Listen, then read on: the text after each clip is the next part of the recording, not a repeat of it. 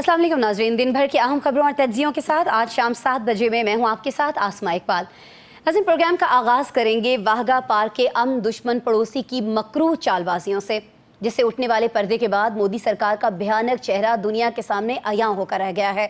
अमेरिकी अदालत में सिख शहरी और खालिस्तान तहरीक के सरबराह गुरपतवंत सिंह कत्ल साजिश केस में पेश की जाने वाली दस्तावेजात ने मोदी सरकार के लिए मुश्किलात बढ़ा दी हैं। इन दस्तावेजात में मुलजिम निखिल गुप्ता ने यह तस्लीम किया कि उसे एक आला भारतीय ऑफिसर ने कत्ल के लिए भर्ती किया था। दस्तावेजात कहती हैं कि विकास यादव नामी रॉ के ऑफिसर ने किराए के कातिल गुप्ता को पुन्नू के कत्ल के लिए $1 लाख देने का वादा किया था। गुरपतवंत सिंह पुन्नू अमरीकी और कैनेडियन शहरी और सिख फॉर जस्टिस के सरबराह हैं। जून 2023 में कनाडा में कत्ल होने वाले प्रदीप सिंह उनके करीबी साथी थे। नाज़रीन, लेकिन ये पहला मौका नहीं है कि भारत ने बैरून मुल्क दहशतगर्दी की हो। कनाडा में खालिस्तान तहरीक के सरगर्म कारकुन हरदीप सिंह को इसी तरह रास्ते से हटाया गया, जबकि भारत पाकिस्तान में किराए के कातिलों के जरिए कराची, इस्लामाबाद, नवाबशाह और आज़ाद कश्मीर में मकबूजा कश्मीर की तहरीक आज़ादी से वाबस्तगी रखने वाली शख्सियात को इसी तरह से कत्ल करवाता रहा है। ISPR कई बार पाकिस्तान में भारतीय स्पॉन्सर्ड दहशतगर्दी के शवाहिद सामने रखता रहा है। कुलभूषण यादव के बाद भारत ने अपने करतूत नहीं छोड़े। जेहलम से किराए का दहशतगर्द पकड़ा जाता है, जबकि जाफर एक्सप्रेस में भी भारत के मुलव्वस होने के नाकाबिले तरदीद सबूत सामने रखे जाते हैं, लेकिन बदकिस्मती से दुनिया ने इस पर कोई रद्द-ए-अमल कभी नहीं दिया। जाहिर है ये रद्द-ए-अमल आना चाहिए था, लेकिन अब जब ये इंकशाफात सामने आ रहे हैं, ऐसे वक्त में ख़ास तौर पर जब अस्करी महाज पर पाकिस्तान से हजीमत के बाद भारत का जो झूठा बयानिया है वो दुनिया भर में उसकी रुसवाई का सामान कर रहा है नाज़रीन, तो क्या भारत अमेरिकी अदालत में दस्तावेजात को झुटला सकेगा? क्या अमेरिकी अदालत की ये समातें भारत की सिफारती मुश्किलात में इजाफा कर सकती हैं? और क्या अब वक्त नहीं आ गया है कि पाकिस्तान भी बलूचिस्तान और खैबर पख्तूनख्वा की दहशतगर्दी में भारत के मुलव्वस होने के जो सारे सबूत हैं उनके साथ आलमी फोरम पर खड़ा हो और बहुत मजबूती से खड़ा हो? ये सारे सवालात, इनके जवाबात हम जानेंगे। हमारे स्टूडियो में ज्वाइन कर रहे हैं अली फुरकान साहब, सीनियर तज्जियाकार हैं, सीनियर सहाफ़ी हैं। उनके साथ सीनियर तज्जियाकार, सीनियर सहाफ़ी इफ्तिखार शराजी साहब तशरीफ़ रखते हैं, और वीडियो लिंक पर मुझे सीनियर तज्जियाकार, सीनियर सहाफ़ी मोहम्मद नौशाद अली साहब और शहजाद अनवर फारूकी साहब ज्वाइन कर रहे हैं। गुफ्तगू का आगाज़ अली फुरकान साहब मैं आपसे करना चाहूँगी। ये फरमा दीजिएगा कि अमेरिकी अदालत में ये जो गुरपतवंत सिंह कत्ल साजिश केस के दस्तावेजी सबूत पेश किए गए हैं, उसके बाद आपको लगता है कि भारत के बच निकलने का कोई रास्ता हो सकता है अब की बार? जी, ये बुनियादी तौर पे वही शवाहिद और वही सबूत हैं जो अमरीकी कानून नाफिज करने वाले इदारों ने अदालत में जमा करवाए थे। जी। और उनको जो है वो अब अदालत ने अपनी फैसला साजी के हवाले से उसमें जो शक्ल दी है, तो ये कोई नई बात नहीं है। इससे पहले ये चीज़ इस्टेब्लिश हो चुकी है। कनाडा के प्राइम मिनिस्टर जो थे, फॉर्मर प्राइम मिनिस्टर, उनके बयानात, उनकी तरफ से पब्लिकली स्टेटमेंट्स जो है मौजूद है, उनकी पार्लियामेंट में होने वाली डिबेट मौजूद है। 5 आइज़ जो कि इंटेलिजेंस का ब्लॉक है इन 5 बड़े ममालिक का, उनकी जो है वो रिपोर्ट्स पब्लिक हो चुकी हैं। तो ये कोई नई बात नहीं है जिसको कहा जाए। ये सिर्फ न्यूयॉर्क की एक अदालत में जो है अब चूंकि उसको पेश किया गया है और उसने जो है वो सामने रखा है उन शवाहिद को। तो एक केस जो है वो हरदीप सिंह नजर से एक जो मुख्तलिफ केस, दूसरा केस है जिसको गिरफ्तार किया गया था, और इसकी रिपोर्ट पहले से जो है वो कर चुकी है अमेरिकी कानून नाफिज करने वाले इदारे कर चुके हैं। तो इसको मेरे ख्याल में इस्टेब्लिश कर दिया गया है ना सिर्फ कनाडा की तरफ से बल्कि अमेरिका की तरफ से। ये दूसरा बड़ा मौका है। तो ये चीज़ें जो हैं वो नई नहीं हैं। अब ज़रूरत जो है, जिस तरफ आपने इशारा किया, वो ये है कि जिस तरीके से कनाडा अपने शहरियों की और अपनी खुद मुख्तारी के लिए जो है वो खड़ा हुआ, उनके प्राइम मिनिस्टर ने जो है वो एक बड़ा सख्त किस्म का मौक़िफ़ लिया। अमेरिका बावजूद इसके कि उनका स्ट्रेटेजिक पार्टनर है इंडिया, वो इस चीज़ को नज़रअंदाज करके उसके खिलाफ जो है वो जा रहे हैं। अदालत में उनके इदारे जो है वो शवाहिद लेके आ रहे हैं। पाकिस्तान को जो है वो मेरे ख्याल में सामने आना चाहिए। 20 शहरी उनका एतराफ़ कर चुके हैं उनके वज़ीर दिफा पब्लिकली, और इनको लेके पाकिस्तान को यकीनन सामने आना चाहिए। बहुत नरम पॉलिसी हमने रखी माजी में और उसका हमें नुकसान हुआ। आप इसी से मिसाल ले लीजिए कि SCO की जो वज़राए ख़ारजा की कॉन्फ्रेंस हुई थी पाकिस्तान में, उसमें कश्मीर का जिक्र तक नहीं था। लेकिन जो हालिया SCO की कॉन्फ्रेंस डिफेंस मिनिस्टर्स की हुई, उसमें अगर आप पाकिस्तान ने सख्त मौक़िफ़ लिया तो इंडिया जो है वो तनहा हो गया, और रूस, चीन, तमाम SCO के ममालिक ने पाकिस्तान का साथ दिया। तो पाकिस्तान को इस मामले को लेके आगे बढ़ना चाहिए। मेरे ख्याल में पाकिस्तान को इस मामले को लेकर आगे बढ़ना चाहिए, और पाकिस्तान के पास इस हवाले से बहुत सारे ठोस शवाहिद जो हैं वो मौजूद हैं और जिस तरह से आपने अली अपनी गुफ्तगू में फरमाया कि खुद बहुत सारे इंडियन ओहदेदारान जो हैं वो इस बात का एतराफ़ कर चुके हैं कि उन्होंने पाकिस्तान के मुख्तलिफ शहरों में पाकिस्तान के अंदर घुस के इस तरह से कार्रवाइयाँ की हैं, लोगों को मर्डर वहाँ पर करवाया गया है। मैं इफ्तिखार शराजी साहब, सर मैं आपकी तरफ आऊँगी। सर, कैनेडियन रोज़नामा द ग्लोब एंड मेल वो ये हमें कहता हुआ दिखाई दिया कि भारतीय वज़ीर-ए-आज़म नरेंद्र मोदी हरदीप सिंह के कत्ल से बाखबर थे और ये साजिश जो है ये भारतीय वज़ीर दाखिला अमित शाह ने तैयार की थी। सर, ये बहुत बड़ा एक दावा है, बहुत बड़ा ये एक इंकशाफ है और इससे ये भी कहा जा रहा है कि भारतीय वज़ीर ख़ारिजा जो हैं एस जयशंकर और कौमी सलामती के जो मुशीर हैं अजित डोवल, उन समेत मोदी भी इस सारी चीज़ से आगाह थे। सर, इतनी बड़ी बात कि आपके पूरे के पूरे आपके जो वज़ीर आज़म हैं वो इन चीज़ों के अंदर मुलव्वस हैं, आपके वज़ीर ख़ारिजा मुलव्वस हैं, पूरी ड्रॉ मुलव्वस है, फिर सर किस चीज़ का वेट किया जा रहा है इंडिया के ख़िलाफ़ कार्रवाई के लिए? सर देखें, दुनिया के अंदर चीज़ों को उनके एक्चुअल पर्सपेक्टिव में देखा तो नहीं जाता, तो यही वजह है कि माजी में अगरचे बहुत सारे हक़ाइक़ पाकिस्तान की जानिब से भी पेश किए गए लेकिन उनको दरखोर इतना समझा गया। मैं समझता हूँ कि कुलभूषण जाधव की गिरफ़्तारी के बाद पाकिस्तान ने पूरी दुनिया में जो अहम कैपिटल्स थे हर जगह डोजियर्स भेजे, लेकिन बड़ी मायूसी हुई कि दुनिया ने इनको अहमियत नहीं दी।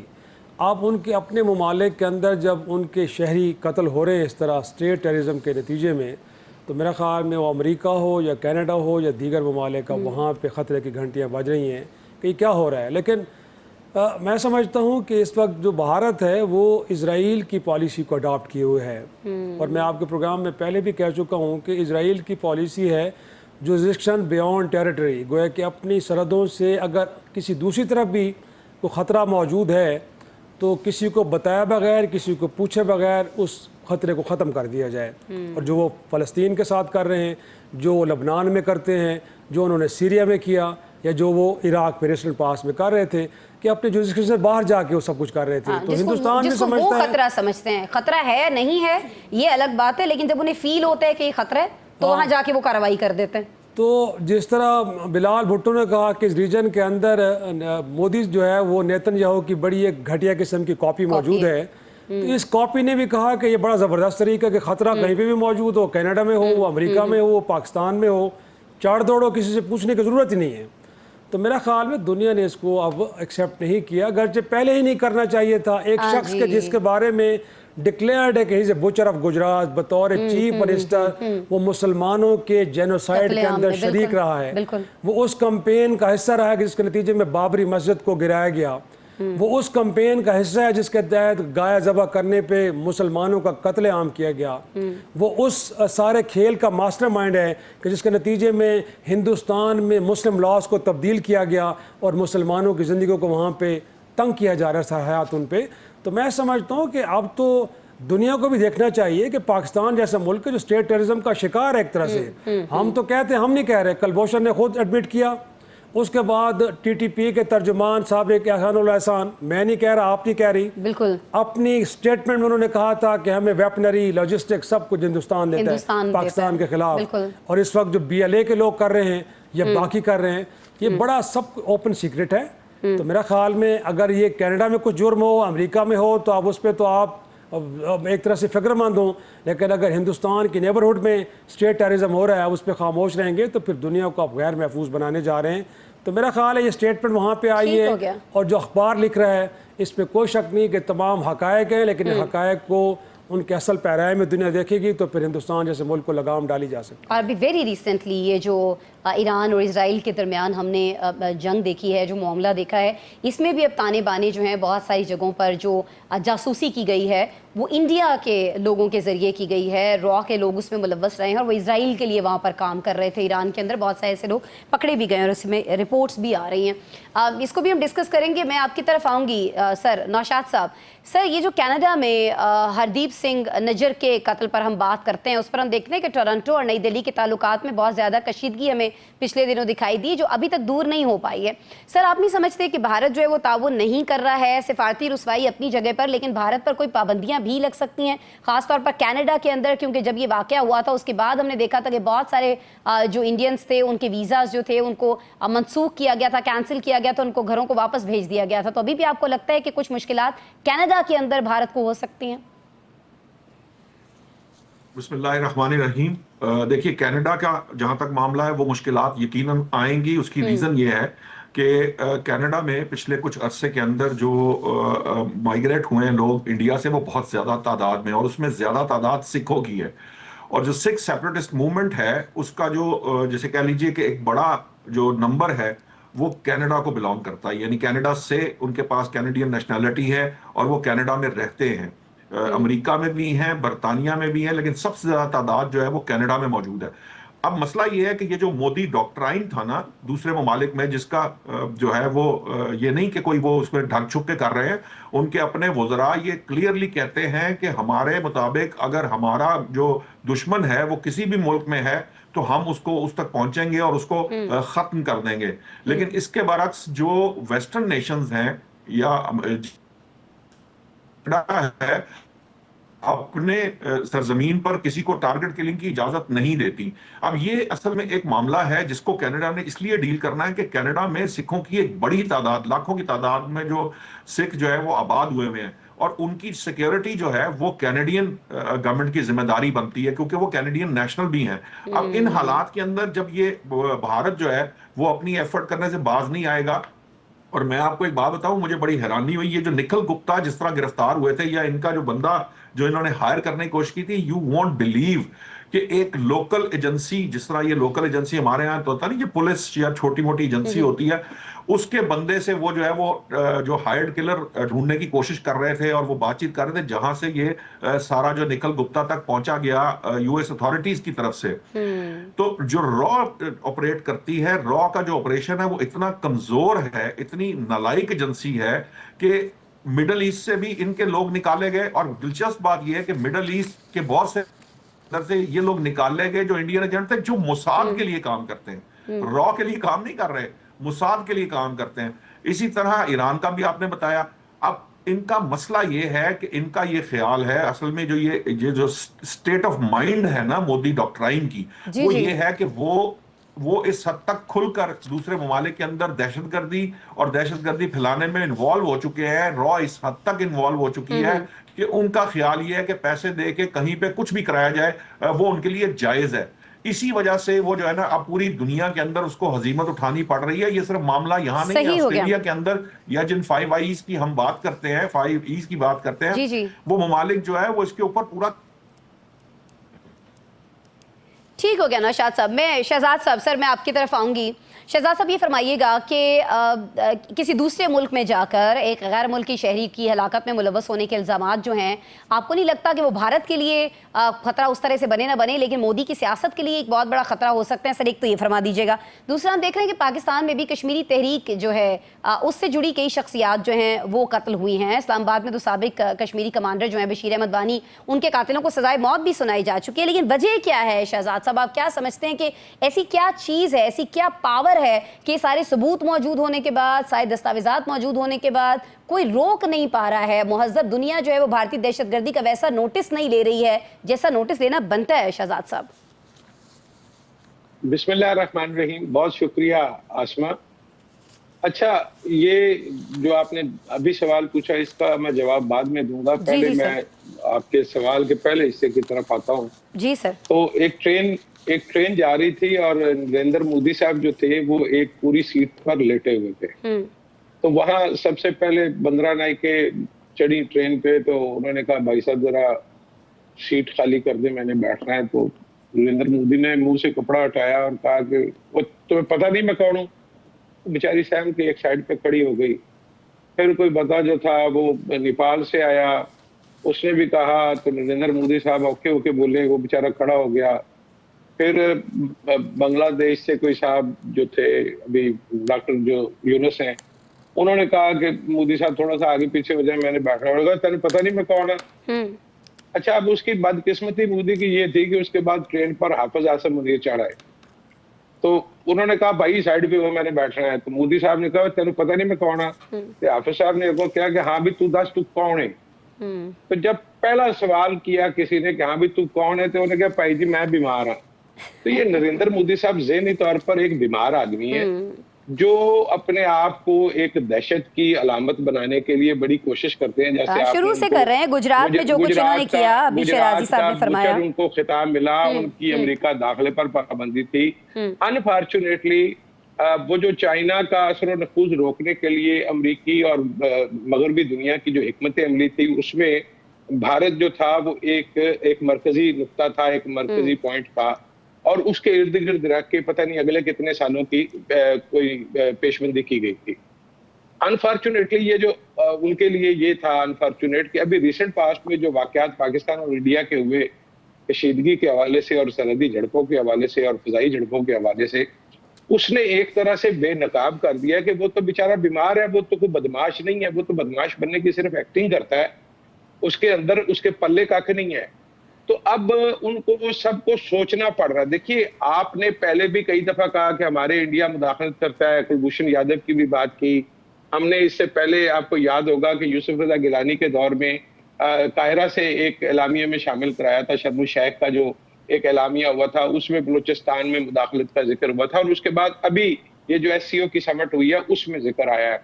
तो ये कुछ दुनिया जो है ये हमारी फूफी की पुत्र नहीं है। बेसिकली ये सारे वाकयात जो है वो उनको बता रहे हैं कि पाकिस्तान जो है वो अब उस तरह का पाकिस्तान नहीं है। पाकिस्तान एक बदला हुआ पाकिस्तान है जो पुरअमन बकाए बाहमी के असूल पर यकीन रखता है, और वो जियो और जीने दो के पॉलिसी पर कारबंद है। लेकिन यहाँ पे प्रॉब्लम ये था कि अब वो भारत के इर्द गिर्द जितना उन्होंने बुना था जाल, वो अब जाल टूट गया है। तो अब आपको भारत की बदअमालियां भी नजर आएंगी, उसका वो मकरू चेहरा भी नजर आएगा, और अब आहिस्ता आहिस्ता चीजें उस तरफ जाएंगी। लेकिन एक हद तक बैनुल-अक़वामी बरादरी की एक मजबूरी है कि वो सारे के सारे अंडे सिर्फ पाकिस्तान की टोकरी में नहीं डाल सकेंगे, तो उनको इंडिया के साथ भी थोड़ा बहुत कोई मामला ऐसा रखना है। तो वो जो आपको लगता है कि कुछ सिफारती पाबंदियां, तो वो शायद ना हो सके। हाँ, नरेंद्र मोदी का एक प्रॉब्लम ये था कि उनकी सारी सियासत एंटी पाकिस्तान सेंटीमेंट पर जो है वो बेस करती थी, और एंटी पाकिस्तान सेंटीमेंट के हवाले से उनको जो नाकामी का सामना हुआ है, इसकी जरूर कीमत उन्हें अगले इलेक्शन सही हो गया। अगले इलेक्शन में आपको लगता है कि उन्हें इसकी कीमत उठाना पड़ेगी, लेकिन भारत पर उस तरह से पाबंदियां हम लगती हुई नहीं देख रहे होंगे, क्योंकि कहीं ना कहीं जाहिर है कि भारत जो है एक बड़ी आलमी मंडी है पूरी दुनिया के लिए। बहुत सारे मफादात जो हैं भारत के साथ मुख्तलिफ ममालिक के जुड़े हैं, और उन ममालिक वो जो ममालिक हैं उन मफादात को बहुत सारी चीज़ों पर तरजीह देते हुए हमें दिखाई देते हैं। अच्छा जी, अब कुछ एक ये तो इंटरनेशनल एक बड़ी स्टोरी थी, ज़ाहिर है जिससे पाकिस्तान भी मुतासर होता है पड़ोस की दहशतगर्दी से, उसको हमने डिस्कस कर लिया। लेकिन अब कुछ हम बात करेंगे अपनी मुल्की सियासत की। एक बार फिर सुनने में नाज़रीन ये आ रहा है कि पीपल्स पार्टी जो है वो हुकूमत में शामिल किए जाने के लिए, हुकूमत जो है पीपल्स पार्टी को शामिल किए जाने के लिए अपने साथ वफाक में कुछ गौर कर रही है। पीपल्स पार्टी के इस हवाले से कुछ चीज़ें जो है वो ऑफ़र भी की गई हैं, और कुछ ना कुछ लचक जो है वो भी हमें पाकिस्तान पीपल्स पार्टी की जानिब से दिखाई दे रही है। मामला क्या होने जा रहा है, पीपल्स पार्टी वफाक में शामिल होती हुई हमें दिखाई देगी नहीं देगी, इस पर बात कर लेते हैं ब्रेक के बाद।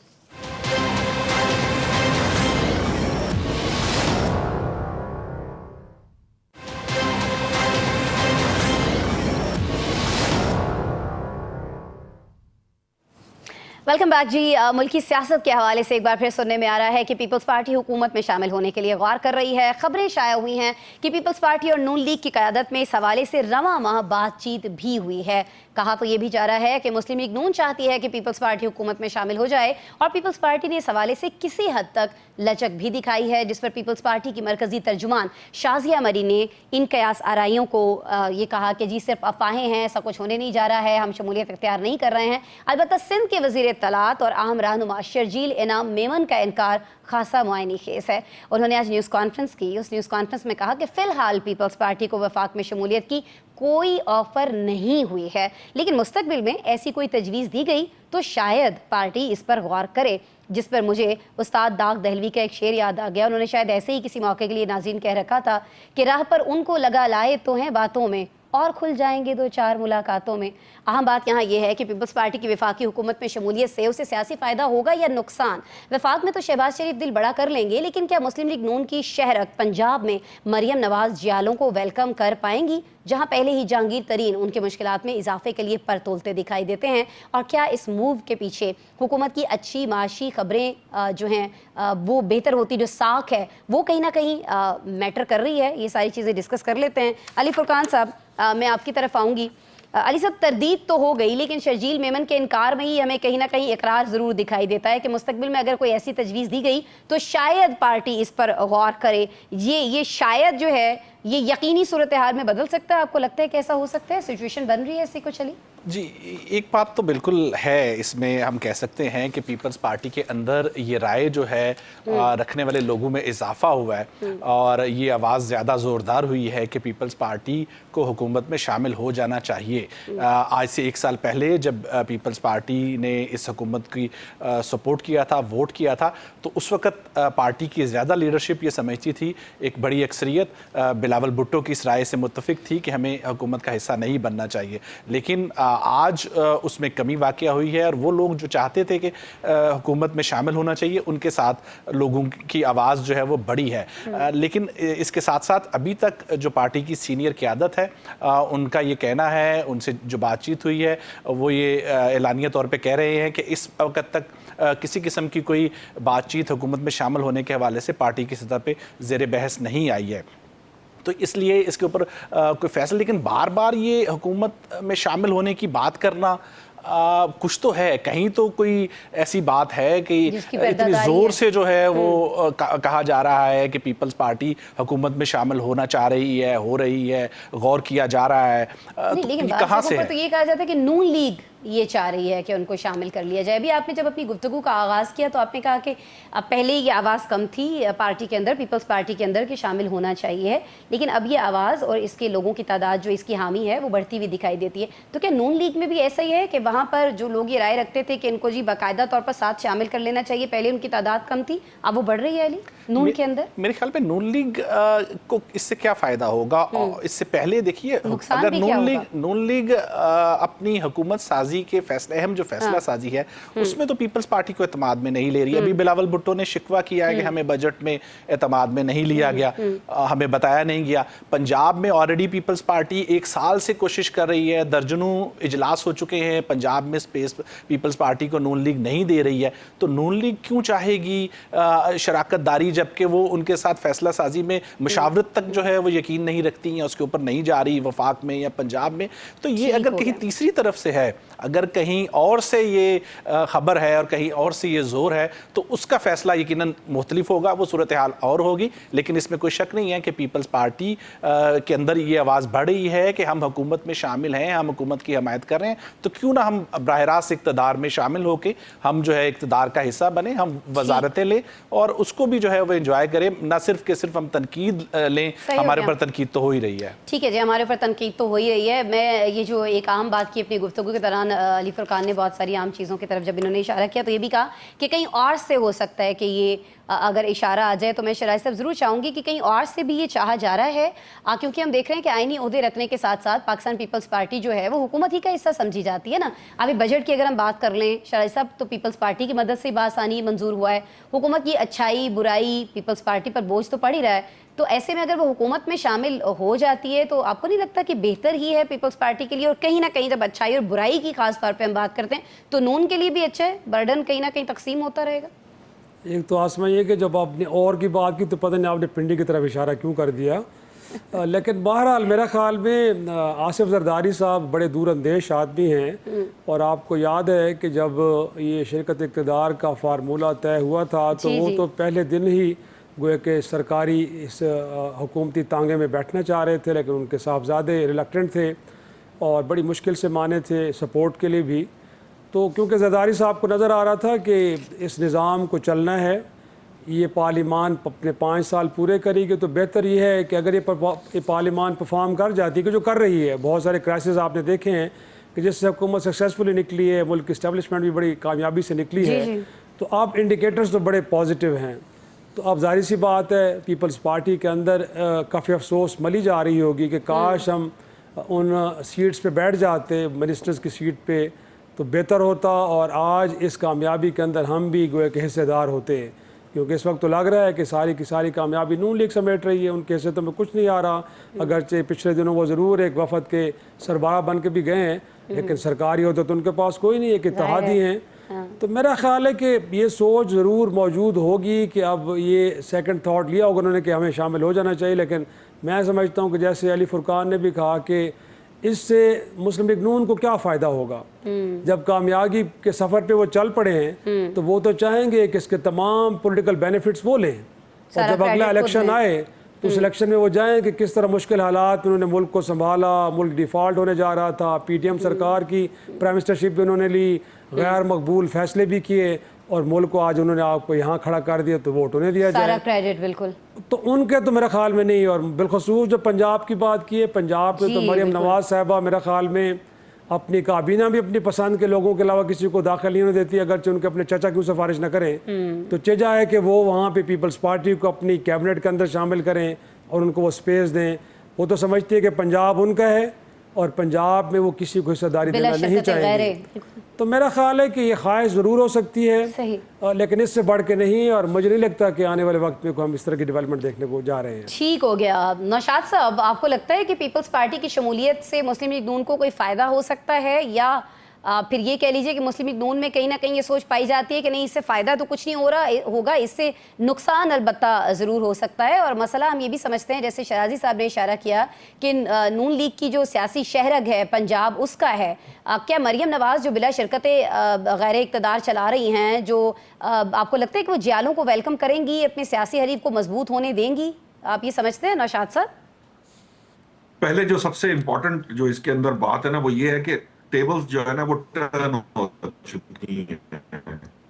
शाहिद साहब ने कहा ना, अब वक्त बदल गया है। पहले नून थी कि पीपल है वो काबीना का हिस्सा बने, अब पीपल्स पार्टी चाहती है कि वो काबीना का हिस्सा बने, लेकिन शायद नून लीग कोई बहुत ज्यादा इसके अंदर दिलचस्पी नहीं रखती। खासतौर पर पंजाब की हद तक तो ये बिल्कुल ही मामला है ही नहीं। ठीक। मसला ये है, जो सिचुएशन है इस वक्त वो ये है कि जो कामयाबी, सक्सेस या जो प्रोग्रेस गवर्नमेंट कर गई है और जिस तरह से एस्टैब्लिशमेंट और गवर्नमेंट इस वक्त कंफर्टेबल पोजीशन में आ गई है, उससे ये पीपल्स पार्टी को ये इस वक्त खतरा लाहक हो गया है कि ये सारा क्रेडिट जो आइंदा इलेक्शंस के अंदर हमारे पास कोई क्रेडिट लेने का नहीं होगा।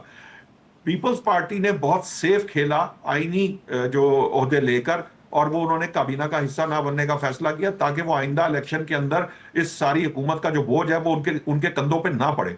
लेकिन अब चूंकि इन कंधों ने वो बोझ उठा लिया है, इसलिए अब पीपल्स पार्टी को ये लग रहा है कि कहीं ऐसा ना हो कि वो जो है पीपल्स पार्टी पीछे रह जाए। अब ये जो सिचुएशन है इसके अंदर वो नून लीग अभी भी कहने की हद तक उनको ये जरूर कहेगी कि वफाक पे आप हिस्सा बन जाएं।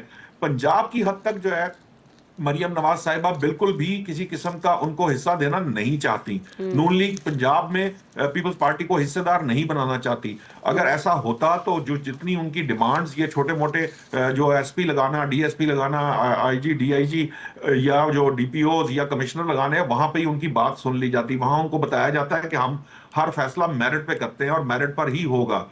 एक बात आपने और कही थी जहांगीर तरीन की। देखिए, जहांगीर तरीन का जो मामला है वो पंजाब में पीपल्स पार्टी को नुकसान देगा। अब वो नून लीग को कोई डंड डालने की पोजीशन में नहीं है, क्योंकि जो अफेक्ट करेगा जो मामला पीपल्स पार्टी के अंदर, वो पीपल्स पार्टी की कोशिश करेंगे जहांगीर तरीन को मिला के। और जहांगीर तरीन चूंकि 3-4 पार्टियां बदल चुके हैं और वो नाकामी का सामना भी कर चुके हैं, तो हो सकता है कि उनकी रेपो जो है वो कोई खास फायदा पीपल्स पार्टी को ना दे अगर वो शामिल भी हो जाए। वो सिर्फ एक नंबर बढ़ाने की हद तक या जनूबी पंजाब में कोई काविश या एफर्ट पुट करने की हद तक है। लेकिन हर शख्स जो है ना वो अपने एक पीक टाइम गुजार लेता है। तरीन साहब ने जो जहाज चलाया था इमरान खान के लिए, शायद अब उनके पास वो गुंजाइश नहीं होगी या वो उस हद तक मकबूलियत के साथ वो काम शायद करने की पोजीशन में ना रहे। आप देख रही हैं कि लोग पीपल्स पार्टी और पीटीआई के जो वहां से उठ के अब नून लीग में आ रहे हैं, आज ये एक एमएनए शामिल हुए हैं। तो मुझे नहीं लगता कि पीपल्स पार्टी या जो तरीन साहब हैं या दूसरे दीगर लोग हैं वो अब पंजाब में मुस्लिम लीग नून का मुकाबला करने की पोजीशन में रहेंगे। सही हो गया, सही हो गया। शहजाद साहब, मैं आपकी तरफ आऊंगी। ये जो रिस्क फैक्टर में कमी की बात की जा रही है, जिसकी जानिब नौशाद साहब ने भी इशारा किया कि शुरू में ज़ाहिर हम सब जानते हैं कि हुकूमत के लिए मुश्किलात थी। उस वक्त तो समझ में आता था कि पाकिस्तान पीपल्स पार्टी क्यों हुकूमत के साथ शामिल नहीं होना चाहती है। लेकिन अब ये जो खबरें आ रही हैं, इसके पीछे आप क्या समझते हैं कि रिस्क फैक्टर में कमी है? हुकूमत की माशी कारकर्दगी की चूँकि अच्छी हो गई है, भारत की अस्करी महाज पर हमने देखा पिटाई भी कर दी, दूर दूर तक कोई उस तरह का खतरा दिखाई नहीं दे रहा है। तो आपको लगता है कि अब हुकूमत में शमूलियत चूँकि इतना बड़ा रिस्क नहीं रहा है पाकिस्तान पीपल्स पार्टी के लिए, तो ये सोचा जा रहा है फिर पीपल्स पार्टी के अंदर कि ठीक है अब हिस्सा बन जाना चाहिए हुकूमत का? सर, ये वजह हो सकती है? आसमा, जब पनामा केस सामने आया था और बहुत परेशानी थी मुस्लिम लीग नून की सफ़ों में, और तो ख्वाजा आसिफ ने कौमी असम्बली के फ्लोर पे खड़े होकर कहा था कि मियां साहब आप फिक्र न करें, इस कौम का हाफसा बड़ा कमजोर है, ये बहुत जल्दी भूल जाते। प्रॉब्लम ये था कि जब ये 2024 के इलेक्शन हुए तो उसके जो नताइज थे और जिस तरह से उसके बाद चीजें आगे चली, तो बज़ाहिर तो ये लगता था कि ये सिस्टम कुछ ज्यादा देर चल नहीं पाएगा, और अगर चल नहीं पाएगा तो गुनाह बेलज़्ज़त में शामिल होने का क्या फायदा। तो ऐसे में पीपल्स पार्टी ने अपनी तरफ से एक दानिशमंदाना फैसला किया और रिस्क फ्री उन्होंने पॉलिटिक्स करने का फैसला किया। अच्छा, आइडियली तो ये होना चाहिए था कि ये शुरू में मिलके दोनों हर जगह पे मिलके हुकूमत बनाते, और पीपल्स पार्टी को अगर कोई प्रॉब्लम भी था तो 3-3.5 साल ये मिलके निकालते, उसके बाद ये कोई असूलों की सियासत करते, कोई इख्तलाफात हो जाते और फिर हम कहते कि कौम और मुल्क के वसीतर मुफाद में हम अलहदा हो रहे हैं और अपनी पॉलिटिक्स करेंगे। लेकिन उस वक्त उनको 5 साल वाले इलेक्शन ही नजर आ रहे थे, उनको तो ये लगता था कि शायद 1.5 साल में फिर दोबारा इलेक्शन में जाना पड़ेगा। सो वो राय बनी नहीं। अच्छा, अब आईनी ओहदे जो हैं वो गिनती के चंद हैं, तो कोई 8-10 लोग आपने अकोमोडेट कर लिए, लेकिन पार्टी में और पार्टी को चलाने के लिए जितने लोग चाहिए उनमें से हर एक की ख्वाहिश ये होती है पाकिस्तान में, चूंकि पावर पॉलिटिक्स चाहिए तो हर आदमी पावर में आने के लिए पॉलिटिक्स करता है। तो वो जो लोग पीछे बैठे हुए हैं वो मतलब उन्होंने कहा जी गिलानी साहब भी आ गए, फलाने साहब भी आ गए, टमकाने साहब भी आ गए, तो हमें क्या मिला। तो वो जो जिनको नहीं मिला अब उनका प्रेशर बढ़ रहा है कि भाई उस वक्त तो ये था कि एक पता नहीं सिस्टम चलेगा कि नहीं चलेगा, अब सिस्टम चल पड़ा है। अच्छा, दूसरी बात ये है कि उस वक्त जो पीटीआई का जोर था ओवरऑल वो टूट गया है, जिस तरह से उसका मक्कू ठप्पा गया है और जिस तरह से एस्टेब्लिशमेंट की मकबूलियत बहाल हुई है, उसके बाद बहुत सारे जो डिजाइन है वो आपको उनको रीडू करना पड़ेगा, उनको आपको रीथिंक करना पड़ेगा। तो ये उसी तब्दीली का एक मुझे लगता है कि मजर है, अदरवाइज ऐसी कोई चीज सीरियसली ऑन टेबल मौजूद नहीं है, ये ख्वाहिशात हैं। और वो मैं इस राय से इत्तेफाक करता हूं कि मुस्लिम लीग नून को तो इसका कोई फायदा नहीं होगा। पीपल्स पार्टी अब ये चाह रही है कि चलो कुछ 1-2 साल के झूले जो इक़्तिदार के हैं वो हम भी ले लें। हाँ। अब ये मतलब मुस्लिम लीग नून की मर्जी है कि वो साथ बिठाते हैं झूले पे कि नहीं बिठाते, वो उनको कहेंगे कि हाँ ठीक है, आप जैसे पहले धक्का लगा रहे थे अब भी धक्का लगाते रहे आप। ठीक हो गया। शहजाद साहब, आप और दीगर पैनल हमारे साथ मौजूद है। मुझे एक ब्रेक लेनी है प्रोग्राम में, और जब ब्रेक के बाद हम आपसे मिल रहे होंगे तो ये जो प्री मानसून सीज़न जारी है पाकिस्तान में बारिशों का, इसकी वजह से आप सभी जानते हैं कि मुख्तलिफ जगहों पर बहुत सारा जानी नुकसान पाकिस्तान के अंदर होता हुआ हमें दिखाई दे रहा है। सानिया स्वात अभी लास्ट वीक जो कुछ हुआ है वो भी सारी चीज़ें हमारे सामने, इन सब मामलों को डिस्कस करते हैं ब्रेक के बाद।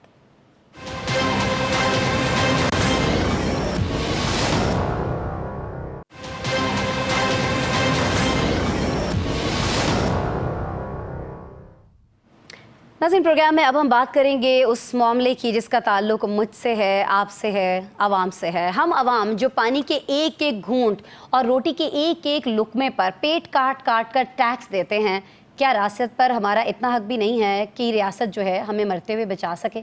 हम किसी नागहानी आफत में घिरे हों, दरिया का पानी मौत बनकर लम्हा लम्हा हमारी जाने बढ़ रहा हो, हम मदद के लिए पुकार रहे हों, तो स्वात का कोई डिप्टी कमिश्नर ये कहे कि मैंने तो दफ़ा 144 लगा दी थी, ये लोग दरिया पर क्यों गए थे?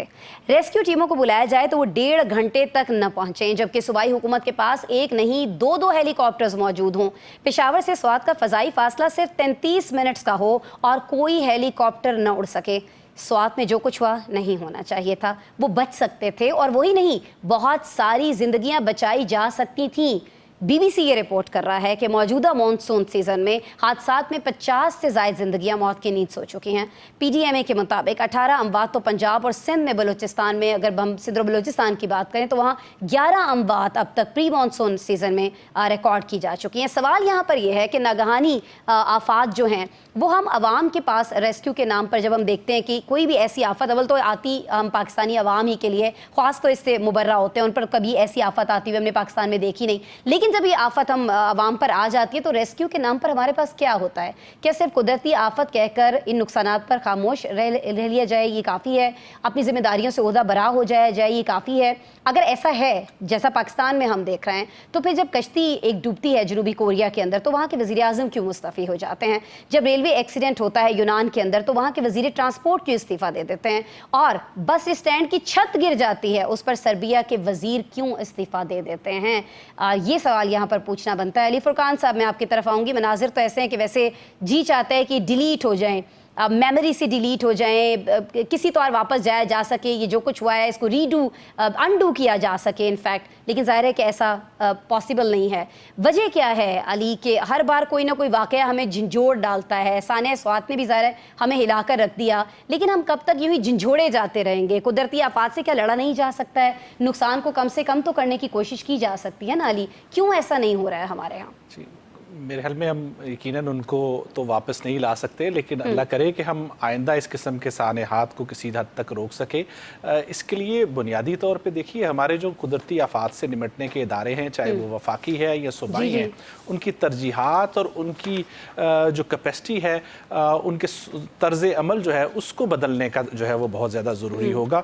चूँकि हमारे जो इदारे हैं, ये चाहे वो NDMA है या प्रोविंशियल डिज़ास्टर मैनेजमेंट के इदारे हैं, उनकी तवज्जो वो सिर्फ इतनी है कि वो एक अलर्ट जारी कर देते हैं एक बराए नाम सा कि ये इस वक्त में जो है इस किस्म का जो है वो हो सकता है, यहाँ पे सैलाब या अर्बन फ्लडिंग हो सकती है इन जगहों पे, और उसके बाद वो इंतज़ार करते हैं कि अब सानिया हो और उसके बाद वो उस सूरत हाल से निमटने के लिए इमदादी सरगर्मियाँ जो है वो कर सकें।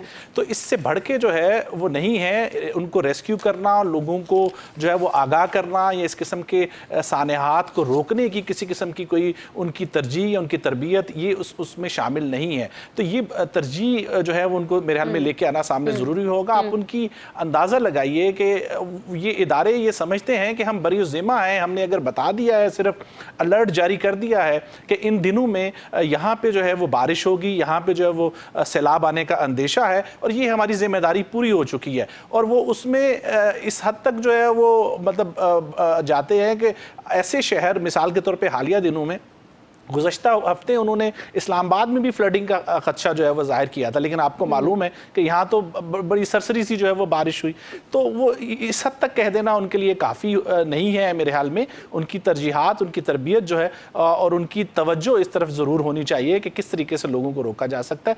ये एक बड़ा मामला जो है वो होना चाहिए, उनकी तरजीहात को जो है वो बदलना चाहिए। लोगों को रोका तो इस तरह से भी जा सकता है ना कि जो करोड़ों रुपए हमारे आपके टैक्स के जो हैं ये मुख्तलिफ सूबों के जो वज़राए आला अपने अपने इश्तिहारात चलवाने पर लगवाते हैं, अगर इसी तरह के इश्तिहारात कुछ टीवी के ऊपर चला दिए जाएं सरकार के पैसों से, थोड़े से पैसों से, जितने वो अपने इश्तिहारी मुहिम पे लगाते हैं उतने ना सही, कि लोगों को बता दिया जाए कि आप इन इलाकों का रुख न करें, कुछ पिछले वाक़यात के फुटेजेस चला दें, कुछ वाक़यात लोगों के जहन में दोबारा से ताज़ा करा दें, उन्हें बताएं कि यहाँ पर अचानक से पानी जो है इस तरह से आ जाता है तो आप इन इलाकों में जाने से गुरेज करें, ना जाएं। तो हो सकता है कि बहुत सारी फैमिली जो प्लान कर रहे होते हैं लोग बैठे हुए, वो रुक जाएं, वो इन इलाकों में ना आएँ, और फिर जब लोग इन इलाकों की सरहदों पर पहुंचते हैं, करीब होते हैं, तब भी कुछ ना कुछ पैम्पलेट की सूरत में, किसी भी सूरत में इनको इन्फॉर्मेशन दी जा सकती है। क्यों शराजी साहब बताइएगा, क्यों इस तरह की कोई कैंपेन हमें दिखाई नहीं देती है मुख्तलिफ टीवी चैनल्स के ऊपर, अखबारात के ऊपर, जहाँ पूरे सफ़े पूरे पहला फ्रंट पेज जो है अखबारात का वो ख़रीद लिया जाता है। तो जब हमें पता है कि हमारे पास ऐसे सानियात से निमटने के लिए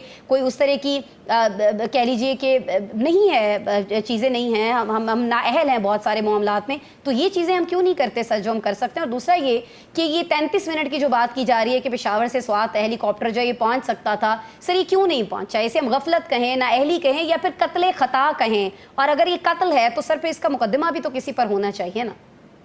भाई आसमा, जिस मुल्क के अंदर HEC के लिए 39 अरब रुपए रखे गए हैं और MNAs की तरक्याती स्कीमों के लिए 80 अरब रुपए रखे हों, वहाँ पे आप इन मुल्क के हुक्मरानों से ये कहती हैं कि वो खुद नुमाई की बजाय अवामी मसाइल को अपनी तरजीहात बनाएं, तो मेरा ख्याल है फिर हमें अपने अकल पे मातम करना चाहिए। इस मुल्क में सबसे बड़ा प्रॉब्लम यही है कि जो इक़्तिदार में आता है, एक तो ये कि कुल इख्तियार अपने पास रखना चाहता है, उसके बाद उसका जो अगला टारगेट होता है वो यही होता है कि खुद नुमाई करे, अपने आप को ज़्यादा प्रोमिनेंट करे ताकि आने वाले वक्त में अपने आप तो को सर, ज़्यादा ये जो फिर सिक्योर ऐलान कर होते हैं, सकें। हम सॉरी शराज मैं आपको काट रही हूँ, ये जो ऐलान होता है कि मैं वज़ीर आला बन गया हूँ और जो मेरा हेलीकॉप्टर है सरकारी, ये मैंने आवाम के लिए एयर एम्बुलेंस इसको बना दिया है, जिसको एम्बुलेंस चाहिए है, एयर एम्बुलेंस चाहिए, वो मेरा हेलीकॉप्टर इस्तेमाल कर सकता है। ये ऐलान तो खुद किया था ना वज़ीर आला KP ने, तो क्यों नहीं पहुंचा? वज़ीर आला KP ने भी किया था और मरियम नवाज साहब ने भी एक एयर एम्बुलेंस शुरू की थी, लेकिन मियावाली से एक मरीज़ है, इसके बाद या तो मरीज़ ख़त्म हो गए हैं, सब लोग सेहतमंद हैं,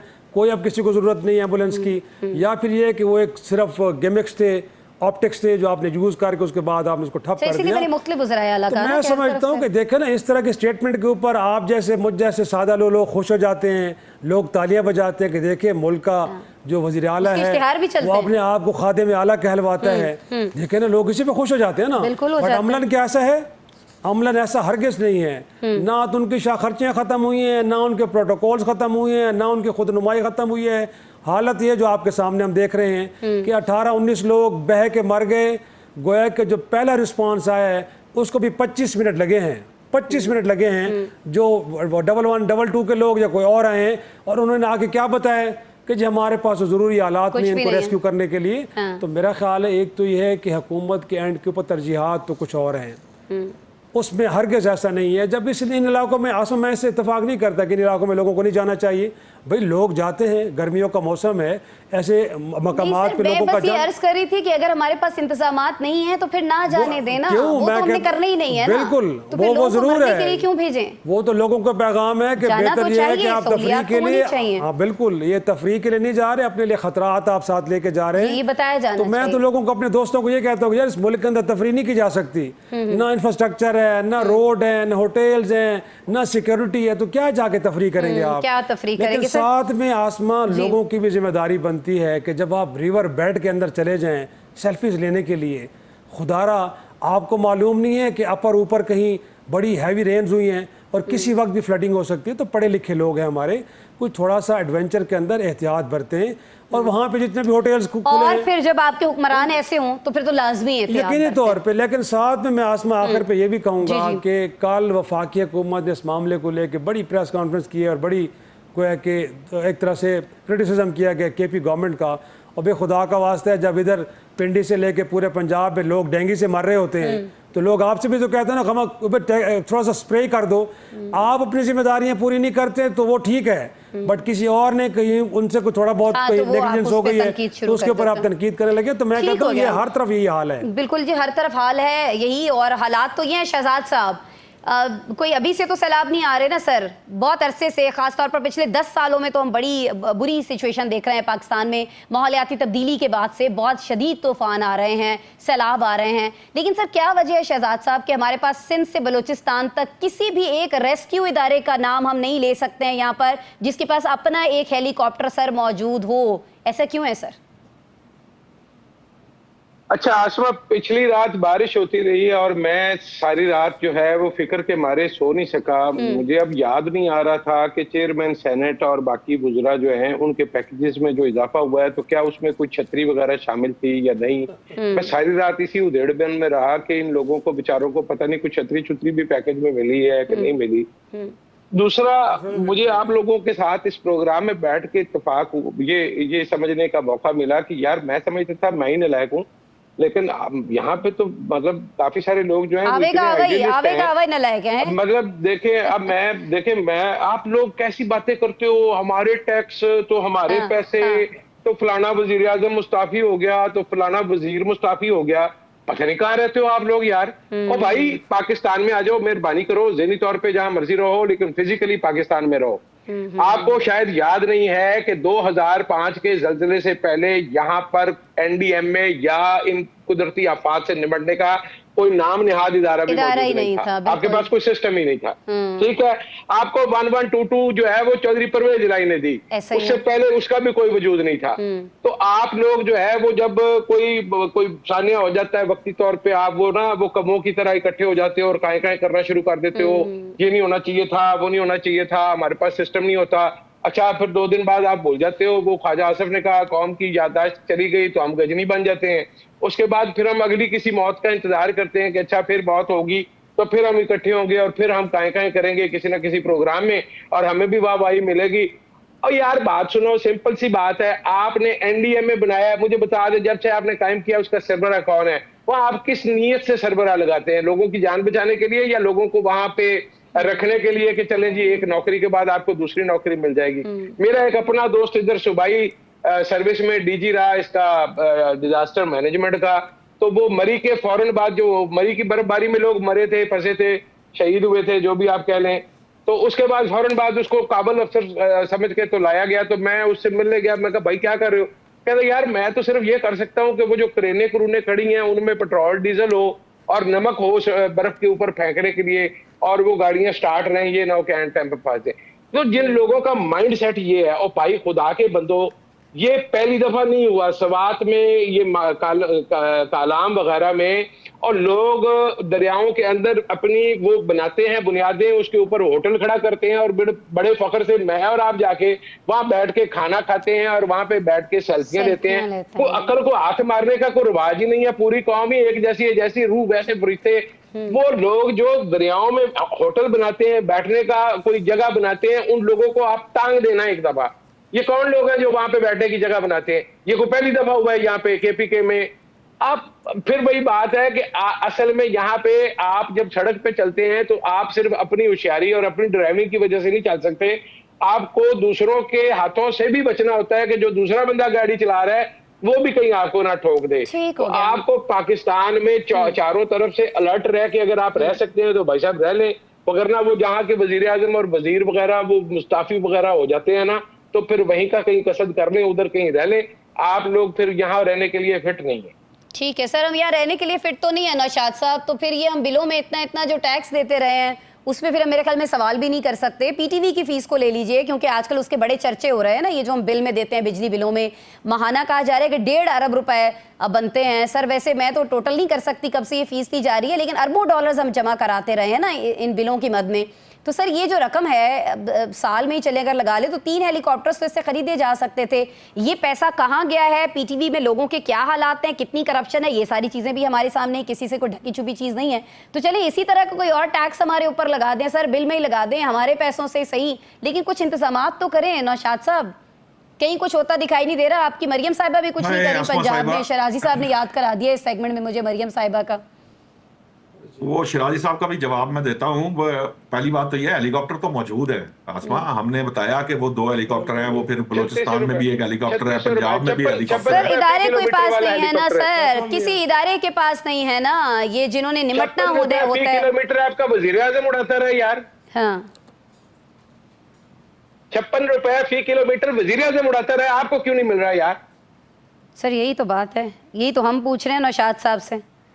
देखते जाते रहे खानों के भर भर के, आप लोग जो वो ग्राउंड सुखाते हैं, ये सारी चीज़ें तो ज़बान ज़दे आम क्या। आप ट्विटर उठा के देख लीजिए, आप किसी भी सोशल मीडिया प्लेटफॉर्म पे चले जाइए, सारे हेलीकॉप्टर के फुटेजेस हैं, किस बड़ी शख्सियत के खाने जाते रहे हैं, वो सारी चीज़ें भी हैं।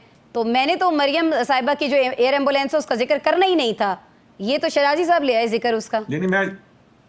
हाँ शिराजी साहब ने अच्छा किया। चलो इसी बहाने मैं बता दूं कि फरवरी में मुझे याद पड़ता है, मैं कहीं कुछ लिख रहा था तो कुछ 70 के करीब मरीज उस वक्त तक एयरलिफ्ट हुए थे जनूबी पंजाब से। ये मुझे याद पड़ता है एक फिक्रा, शायद मैंने कहीं खुद से हाथ से लिखा था, इसलिए मैं बता रहा हूँ, मुझे अब याद नहीं है, अब मुझे एग्जैक्ट फिगर भी नहीं याद। लेकिन अगर फरवरी में 70 बंदे उठा लिए थे, वो कुछ पिछले 1-2 माह में तो हो सकता है ज्यादा हो, सिंध में भी होगा। मसला ये नहीं है आसमा, ये बहस नहीं है, ये बहस ये है, जिम्मेदारी दोनों तरफ हम बात करते हैं ना। अभी आपने जब उन लोगों को जो दरिया में उतरे उनके ऊपर आप बात करेंगे, लोग कहेंगे आप जो है वो विक्टिमाइजेशन कर रहे हैं उनकी जो वहां पे गए।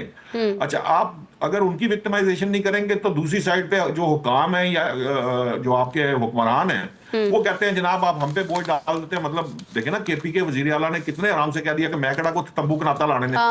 तो बात ये है, ये असल मसला है हमारे रवैयों का। हमारे रवैये हर सतह पे, जो कह रहे थे ना अभी फारूकी साहब कि ये आवे का आवा ही बिगड़ा हुआ है। प्रॉब्लम ये है कि हम भी बाज नहीं आते और हुक्मरान तो हमारे हैं ही, चूंकि हम बाज नहीं आते इसलिए हुक्मरान भी उसी तरह का मिजाज और रवैया रखे हुए हैं। भाई सिंपल सी बात है, हेलीकॉप्टर आपके पास मौजूद है, आपके यहाँ सिस्टम मौजूद नहीं है कि उस हेलीकॉप्टर को इस्तेमाल किया जा सकता, उसको बरूए कार लाया जा सकता। पहले जो है उसको तो इस्तेमाल कर ले, फिर फर्ज कीजिए वो कमी होगी तो उसके लिए भी बहस कर लेंगे।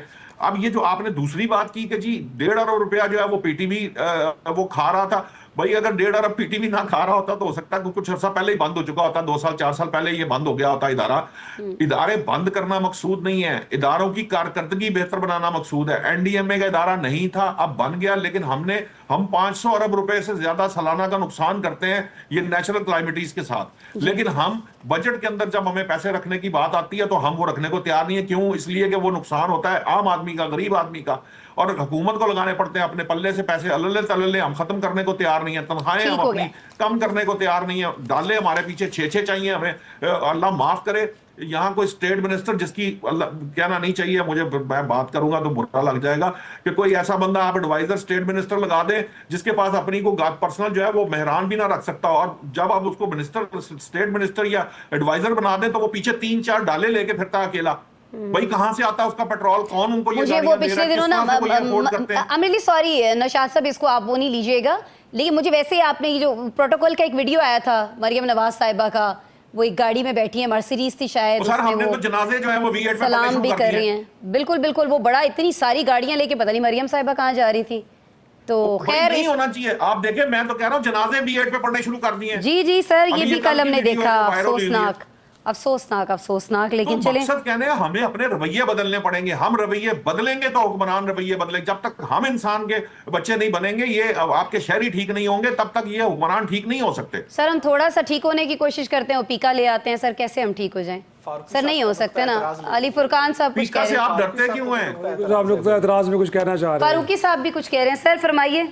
पीका से आप डरते क्यों हैं? मैं तो सिंपल सी एक बात करता हूँ कि ये जितने बड़े बड़े ये आपने नाम लिया, कभी कोई गंडापुर का नाम लेता है, कोई मरियम का नाम लेता है, और भाई आप सिंपली एक कानून पास कर दो कि जो भी कोई वजीर आला, वजीर आजम, वजीर मुशीर बनेगा, इसको कोई गाड़ी नहीं मिलेगी, कोई घर नहीं मिलेगा, एक सिंगल यूनिट बिजली नहीं मिलेगी, कोई इलाज मुआलजे की सहूलत नहीं मिलेगी। अगर आके आवाम की खिदमत करनी है तो करो, नहीं तो खस्मा का सिर खाओ। तो सर फिर उसके बाद मैं देखते हो कि सर वजीर कौन बनेगा? में कौन इलेक्शन लड़ता है। हाँ सर, किसको इंटरेस्ट आएगा, कोई वजीर ही नहीं बनेगा। जी नौशाद साहब, लगता है बनाना पड़ेगा हमें प्राइम मिनिस्टर।